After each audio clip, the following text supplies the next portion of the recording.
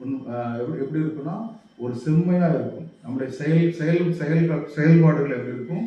ஒரு வெற்றி உள்ள செயல்பாடுகளாக இருக்கும். அல்லேலூயா. நம்முடைய எண்ணங்கள் எப்படி இருக்குன்னா ஒரு ஸ்திரமாக இருக்கும்.